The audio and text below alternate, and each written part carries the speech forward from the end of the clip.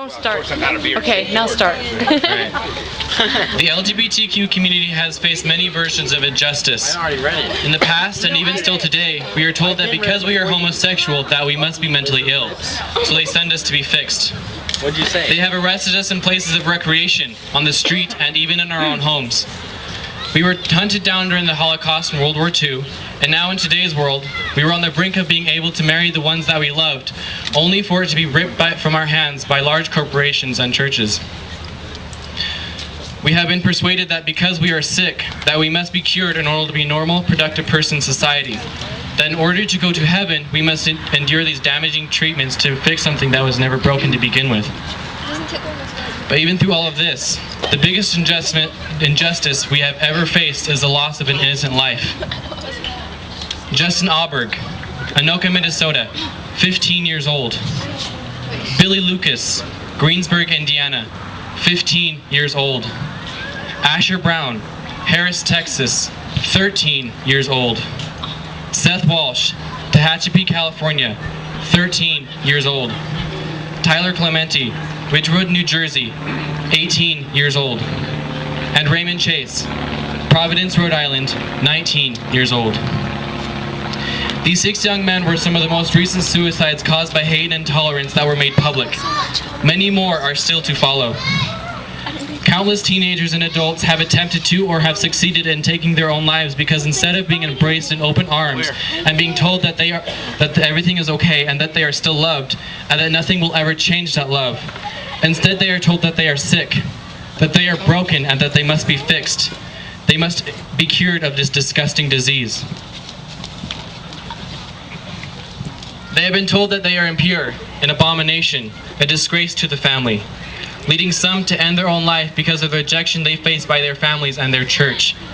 Many chose to stay hidden for fear of what would happen should they tell the truth about how they feel, and instead they scream away their pain in the solace of their minds and their prayers, begging God to change them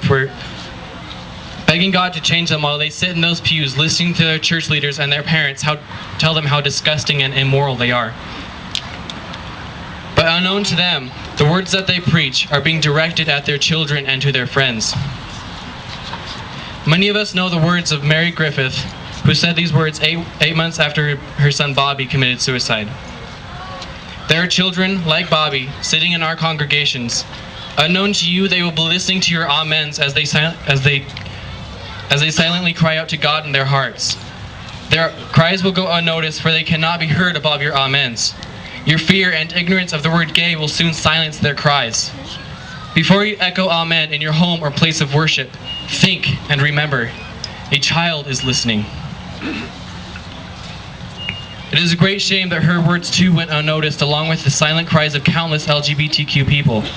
The cries for help went even more unnoticed last Sunday while President Boyd K. Packer spoke these words during LDS General Conference. Parents, be alert, ever watchful that this wickedness might threaten your family circle. We teach a standard of moral conduct that will protect us from Satan's many substitutes and counterfeits for marriage. In the Book of Mormon, we learn that wickedness never was happiness. Some suppose that they are preset and cannot overcome what they feel are inborn tendencies toward the impure and the unnatural. Not so. Why would our Heavenly Father do that to anyone? Remember, He is our Father. This is just the latest example of intolerance. Because of these words, he and many others before spoke from their pulpits. Many more LGBTQ youth and adults will be cast from their homes, shunned by their families, commit suicide, or be sent to reparative therapy. I have seen this all too often, and I pray to God that it never happens again. So today, I stand here to tell you and the world that we are not sick, we are not broken, and we do not need to be fixed. I am here to affirm to you that God did make us this way. He made us the way He felt to be perfect. He made us this way to show the world that although we are all different, we are all beautiful, and He loves each and every one of us. To anyone who has ever demonstrated hate, I have this to say. I have had enough. Enough hurt caused by your words and your actions. I have had enough death. I stand here today not as a gay teen who felt the effect of your words, but as a person who sees something that needs to drastically change. I call upon everyone, wherever you are, to stand up for the weak, to end the hate and intolerance. To all of you here today, I give this, a promise from my heart, from my soul, that I will not rest a single day. I will fight for equality until it finally comes to this state and this nation. My passion will not cease, and every prayer that has been silenced due to hate will drive me ever deeper into the fight for equality. I will not stop, and I hope that none of you do either.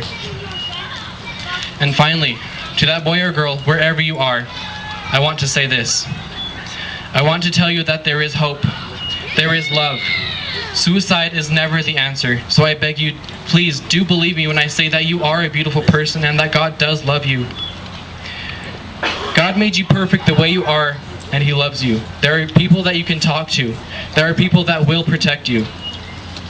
Have hope, have faith, and don't give up on life. And I hope that wherever you are, that this message gets to you in time.